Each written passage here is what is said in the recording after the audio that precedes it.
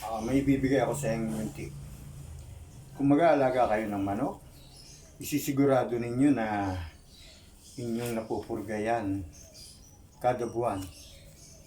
Ang ito, mayahin, makintabang balahibo, may palong. Ito ay mga 10 to 11 months na. Pilitin yung palagi nang nagpupurga kayo sa loob ng isang buwan. Kada buwan ay inyong pupurgahin para nawawala ang bulatin niya. At kung siya nasa loob ng tangkal o nasa cord, inyo agad wawalisin yung kanyang pinag-iputan sa umaga. At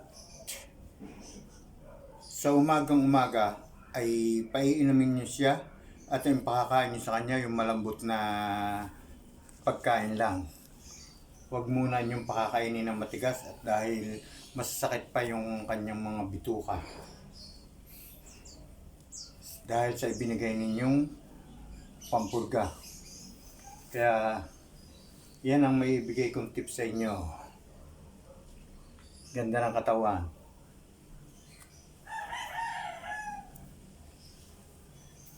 Manok na ito. At siguraduhin din ninyo na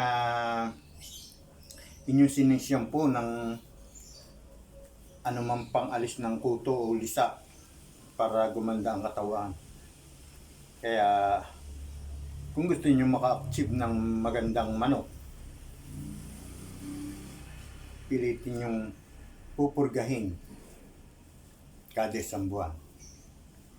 Yan ay isang tip na may tutulong ko sa inyo.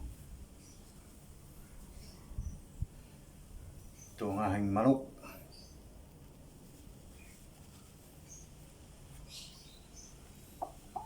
Ganda ng katawan.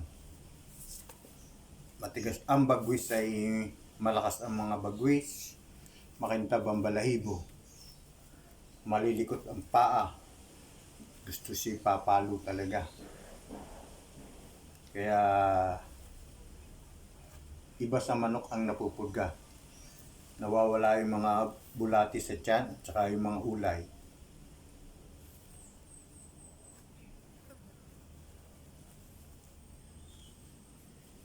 Isang tip na pakikinabangan ninyo.